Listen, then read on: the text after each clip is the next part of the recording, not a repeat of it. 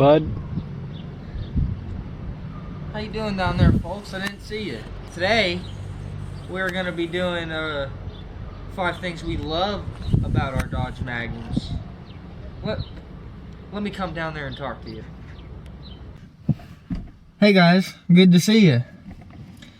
Now that we can hear each other a little better, today we are going to tell you guys 5 things that we love about our Dodge Magnum. Since you guys, obviously loved our last video, 100 views. Shout out to you guys, first video with 100 views, and definitely a good milestone for us. Going all the way, baby. 1 million subscribers. But alright, let's just get into that top 5 right now. They're not in order, by the way. Not in order. Number 1.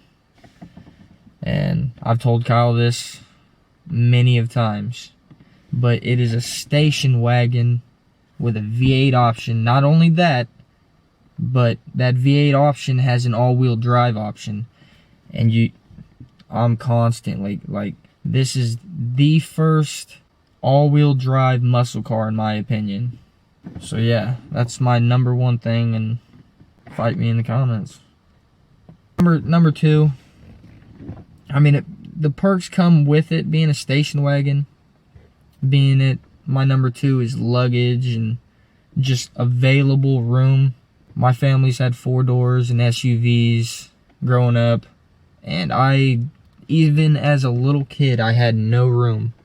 It was always hips, and I'm a short guy. I was always small, so that's kind of ridiculous. And I've taken my family on trips in my car, and they're all bigger than I am.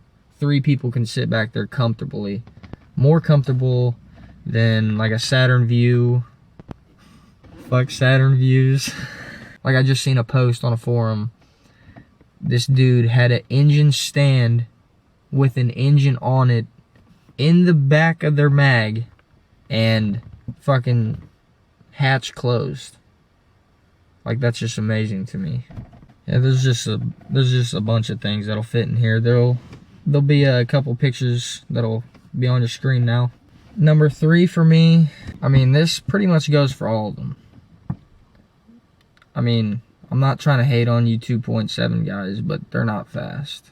But they're pretty fast, and they do burnies. And I've seen 2.7 do burnouts, so shout out to you guys. It's fucking awesome. Kyle, he's whipped some fucking nasty burnouts right in front of my house while I walked to him to get in the car. Car does nice burnouts, and I sure as fuck know an SRT8 is gonna do better burnouts, and they're gonna be a lot faster too. But I love this thing for being fast and being able to do all that. My number 4 thing, it revolves around one of my favorite things, which is drifting, and just the weight distribution on this. I believe it's 51-49, and that's 51 up front, 49 in the rear. That's not perfect for drifting, but it is so stable when you have it sideways. Yeah, I just like the weight distribution a lot. And my number 5 thing, and not just my RT, this goes for every other one. 2.7, 3.5, 6.1, you name it. They're undoubtedly head turners. My loud ass exhaust probably has something to do with it, but cruising around in his passenger seat, I can see people turning their heads. They're definitely looking at it. They're peeping the wheels. They're checking the fitment. Stock, they're turning heads. And that's awesome. So yeah, guys, that's my 5 things that I love about my Dodge Magnum. You guys definitely tell me what you guys think about yours, or your Dodge in general. Alright guys, we're back in my car now. This time I got my list. I'm just going to start my list off strong, just like the number 1, the 3.5. I love it. I just personally think it's probably the best sounding 3.5 V6. I'm not going to say it's the best V6 sounding, because twin turbo V6 and the R35 sounds pretty damn good. to me at least. I know a lot of people don't like the V6, but I personally do. No hate on the V8, but me, I want the V6. Even though there's not a lot of aftermarket backing behind the 3.5, there's still some there, especially since the whole LX platform runs from the 300C to the Charger to the Challenger, which I'll get into another point on that. Personally, I've never really had any problems with the engine so far, and I've never seen any posts that have really gone to the lengths to say that it's a terrible engine. Nobody's ever really said it's a terrible engine, because it's not. It's great for me and great for what it does. Very great power delivery. Sounds great. Moving on to number 2, the looks. The looks of the car just beat everything, and I think of the era of station wagon that was the 2006 to 2010. The wide body of it that comes with it, just stock, it looks great. You don't have to do anything to it to widen that fitment out. If you wanted to throw spacers on it and everything, it looks great because it just fills out that wide body that it's already on the body. The long, sleek roof. I will give one hate, the door handles, they're cheap, they're shitty. The paint's on the inside of mine's coming off. I don't want to show you, but you get it. Moving on to number 3, the community behind the car. You wouldn't think this car has a lot of community, but it's there. Just like the Charger, there's even communities for the 300C. If you got a car, there's a community for it, I guarantee it. But it just varies on how big that community is. This one is much bigger than you would expect, honestly. A lot more helpful than you would expect as well.